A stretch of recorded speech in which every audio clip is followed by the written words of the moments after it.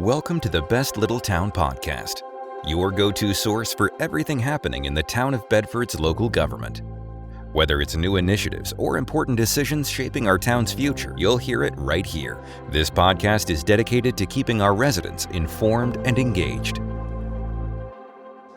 Good morning, Bedford. It is Wednesday, August 14th, 2024, as I'm speaking and recording this episode of the Best Little Town podcast, brought to you by the town of Bedford and our partners at Media Squatch to keep all interested parties abreast and informed of the many goings-on with the town of Bedford, particularly your town government. My name is Bart Warner. I have the privilege of serving as your town manager. A big part of that role is to serve as staff to council, and we're going to get right into the report of last night's town council meeting. Running down the agenda format, beginning with my report. For those folks who are interested in the many special events and activities we have ongoing in our town, one of those was the Battle of the Bands event, sponsored by the Central Virginia Business Coalition, which was scheduled for Saturday, August 17th. And as you can deduce from me speaking in past tense, unfortunately that event has been canceled due to some participation problems by some of the entrants. Also last night I reported on a scheduled emergency electrical outage that took place at approximately 7 o'clock a.m. today. The background behind that was there was a piece of equipment in our transmission and distribution system that we knew was about to go bad, and so our electric folks proactively got on that to make sure it didn't become an even bigger issue. We know that any kind of power outage is aggravating at a minimum for all of our customers, so we certainly apologize for that. In this case, it was something that we knew could be a larger issue if we did not address it. I would liken it to being, driving a car with a squeaky belt that eventually needs to be replaced. If you're a passenger in that car, you want to make sure you continue to be able to travel in it. So in the case of our electric system, we have several hundred passengers in the vehicle, so we want to minimize those inconveniences. The timing of the outage at 7 a.m., a lot of people had questions about that. That was determined to be the best time to reduce the strain on our system based on the loads and demands. Of course, it being the first week of school, we know that's also the time that people are trying to get ready and get their kids out the door, in addition to themselves, if they have to be at work. I spoke with John Wagner before I came over this morning to record the podcast, and that did go well. In fact, the outage in some cases was only about 15 minutes, and hearing from some of our customers, they didn't experience an outage at all, which we're happy about. Of course, we also received feedback that the stress associated with that notice also was aggravating. So we'll acknowledge that sometimes we're darned if we do and darned if we don't, but we want you to know we're doing our best to try to communicate effectively with you and manage your expectations. And on that note, I'll interject right now that if you ever have any service questions or issues, please contact the town hall directly. 540-587-6001 is the main telephone number. Or if you want to shoot me an email at bwarner@bedfordva.gov, that would also be effective. Getting back into last night's council agenda, we did have one appearance before council, and that was Reverend Ross Gilfillan, and I apologize if I mispronounced his name, who is the pastor at Longwood Avenue Baptist Church. He came just to pray for council and to provide for the Lord to provide guidance and wisdom to them. And of course, we certainly appreciate all those good thoughts, and we'll take them anytime we can get them. The members of council at that point had an opportunity to speak and just provide comments. Councilman Darrell Updike spoke and thanked the pastor for his words that he had just heard and his prayers. And also Darrell gave, thanks for the cooler weather that we're experiencing right now. Councilman Bob Carson gave a shout out to our electric department for resolving a prior customer issue that he was aware of. Our council members are all very active and engaged in the community as well. And in his comments, Bob noted that there was a neighbor of his that was experiencing an issue, and Bob was able to help facilitate the resolution of that. But in the manner of gentleman that he is, he did pass along the credit to our electric department, which we appreciate. Bob also shared his opinion last night that he thinks Bedford is moving in a good direction in general. Councilman Stacey Haley offered congratulations to the Bedford Get Together group for the mural that has recently been completed overlooking the Centertown Plaza, and that's at the intersection of Bridge and Main Streets, right in the middle of town. There is also an event that is a formal dedication of that art project taking place this Sunday in Centertown Plaza, beginning at 5 o'clock p.m. Again, that's Sunday, August 18th at 5 o'clock. Bedford Get Together invites anyone who's interested to come and observe and participate in the dedication of this new work of public art, which was installed on a private building. Councilman Haley also expressed his appreciation to the electric department, and also shared a bit of wisdom to pass along, which I think most of us will appreciate it. And that is to be aware of people who may not have the best of intentions in their interactions and who are conducting scams locally. Unfortunately, the world is full of people, and some of those people do have ill intent. So Councilman Haley's words are certainly appreciated and should be taken to heart, to be careful about folks who are asking for money and, well, asking for anything that may not seem quite right. Vice Mayor C.G. Stanley thanked everyone for coming. We did have a pretty good attendance at last night's meeting in person, which we certainly appreciate. Again, let me interject that council meets regularly on the second and fourth Tuesday of each month at 7 o'clock p.m. at 215 Main Street. Council chambers is located upstairs in the building there. Vice Mayor Stanley also passed along compliments to all the town staff. Councilman Bruce Joe Hanson noted the efforts of workers in town and stated that he thinks they deserve thanks and support, and we certainly appreciate Bruce's comments as well as his leadership. Councilman Todd Foreman, when it came his turn to speak, said he didn't wish to repeat what everybody else had said, but knowing Todd, I can assure you that he certainly echoes all the comments that preceded him. In his comments, Mayor Tim Black also noted and commented on the good attendance in person at the council meeting and encouraged everyone to come see council more often. He also specifically said that people should reach out at any time to any member of council with their concerns, and as staff, we certainly echo that sentiment as well. Mayor Black recognized public works crews as well as police and fire for dealing with some of the issues we had from the storm that passed on Thursday, the remnants of Hurricane and then Tropical Storm Debbie. We largely avoided damage and inconvenience, but there were a few situations where we had limbs down that we had to respond to. One thing we talked about in our evaluation of our response to that too is, in situations like this where there are certainly natural disasters and things where the weather is potentially bad, we encourage people not to get out. One of the issues with streets being blocked is the issues of normal circulation and the ability to travel around. But if there's a case where severe weather is occurring, your best bet is to shelter where you are unless you absolutely have to go out. Obviously, the folks that are on call with the town will do our best to maintain the facilities, but just wanted to make that clarification because that's something we've talked about internally as well.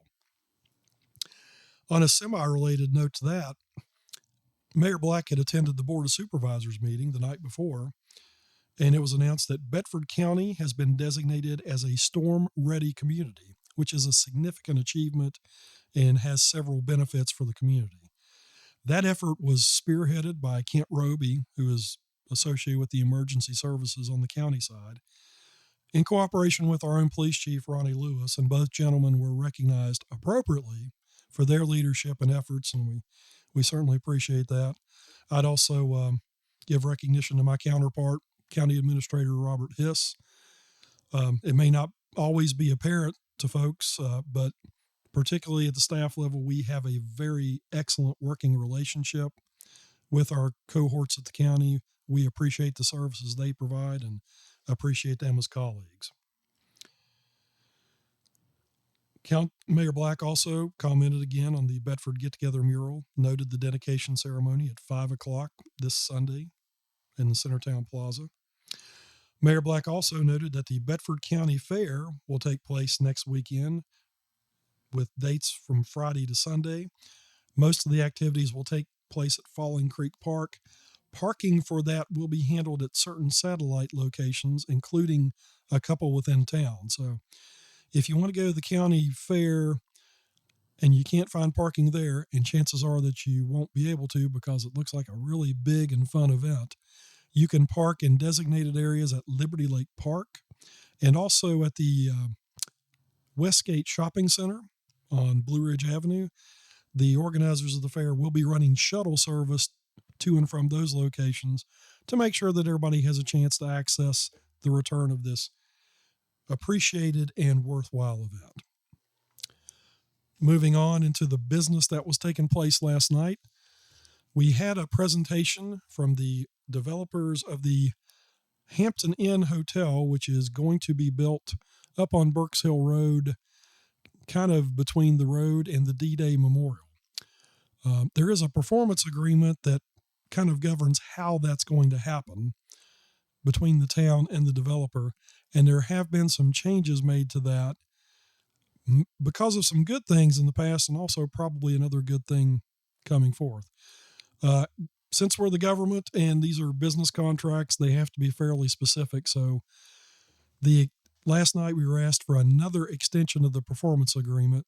I will tell you that, going back to what I just said, the specifics of the original agreement had to be amended once before because the first time we were made aware that there was a certain brand associated with the project that we thought was a good thing for the community, and that had to be mentioned. And so the specific construction for the project was then established with that first change, which was executed earlier this year.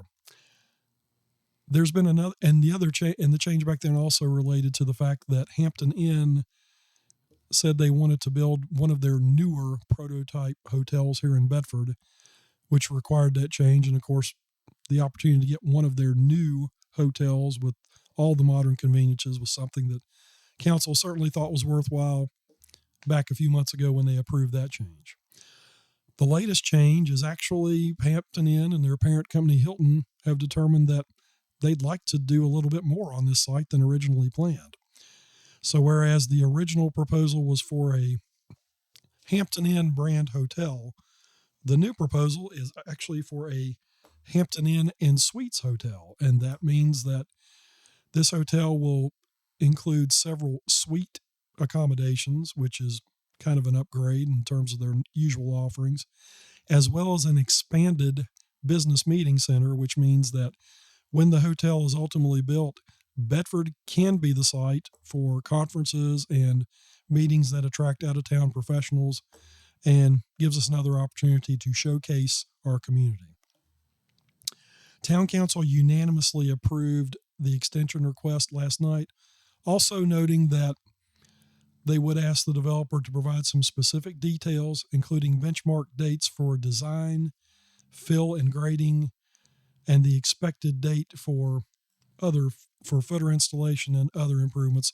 Again, council is aligned with staff and that we want to make sure we understand clearly what's going on. We can share that information with you, and then we can all manage our expectations appropriately. But basically, last night's first item of new business dealt with the fact that Hampton Inn is not only planning to invest in Bedford, but they think that this community is worthy of investment at a higher level than they originally planned. The second item of new business deals with the town's award of a grant from the United States Department of Agriculture. This grant, will fund strategic planning efforts, which we intend to focus on our Centertown area. Like a lot of other historic areas, we see a lot of activity in our downtown area that sometimes ebbs and flows in terms of things like occupancy and intensity of use. We pay close attention to that, and we're sensitive to it as well. And whenever we see things like businesses that are closing, we'd like to know why and to analyze the reasons and to see what we can do. So as we encounter announcements of that type, understand that council and staff are already trying to do our best to address those. And we had applied for this grant several months ago. The good news is we received it, and we've received $50,000 of federal money that requires no local match to bring in somebody to do some analysis, see what we can do to improve things physically, financially, or strategically. Town council had to vote to accept that grant, which of course they did unanimously. The last item of new business last night related to the property that has been known as Edmund Street Park. This is the park property located at 600 Edmund Street, adjacent to Susie Gibson Technical School. Recently, the town completed acquisition of that property in cooperation with Bedford County and Bedford County Public Schools. Now that we own the property, we are working on doing what we can to make some improvements there, do some maintenance, to make sure it's as attractive and useful and functional property as possible. Incidentally, we're also looking to do that in all our other park facilities, which include Liberty Lake Park, Reynolds Park, Greenwood Park, and also Poplar Park, which in my personal opinion is in pretty rough shape, but we do wish to address that. In any event, last night's action related to Edmund Street Park was a celebration of sorts. The property committee of council met back on July 22nd to discuss improvements to the park, but also as part of that, they discussed the historic significance of that particular property and the contributions of Mrs. Beulah Ellen Penn Payne, who passed away about a year or so ago, and who had worked directly in the park in a professional role, but also provided a lot of great personal contributions and, frankly, love and affection to the community focused on that park. So in recognition of Ms. Beulah's actions and celebration of the fact that we want to do some good things, the property committee recommended that we designate that formally and rename that facility as the Beulah Payne Memorial Park at the Ball Diamond. And the Ball Diamond reference is something that's a great source of affection for the community, because in the local neighborhood there, the Ball Diamond is what is typically and informally referred to. So growing up in the community, Councilman Carson noted that when somebody said meet at the Ball Diamond, everybody knew exactly what you were talking about. So Town Council adopted a resolution formally designating the town-owned property at 600 Edmund Street as Beulah Payne Memorial Park at the Ball Diamond. And heretofore, we'll probably just refer to it as either the Ball Diamond or Beulah Payne Park. Mayor Black also read a proclamation related to this designation and presented a copy of that to Ms. Payne's family members who were there. I won't belabor that if you're listening to this podcast, but I would encourage you to go online and listen to the meeting or watch it on YouTube. We also probably need to make sure we get that resolution posted so everyone can see it, because, again, it's a celebration of a great facility, a great neighborhood, and a wonderful neighbor who has since passed on but is dearly remembered. And that was the agenda for last night. Again, we'll meet again on Tuesday, August 27th at 7 o'clock p.m. And there will be some more business of the town that we'll take up and do the best we can to advance the interests of what we consider to be the world's best little town. We encourage you to participate in that effort any way you can. If you can show up for the meetings, that's wonderful. But if not, feel free to view us online and reach out to us directly. Until I join you again in this podcast, I wish everyone good health, good cheer, and hopefully good weather.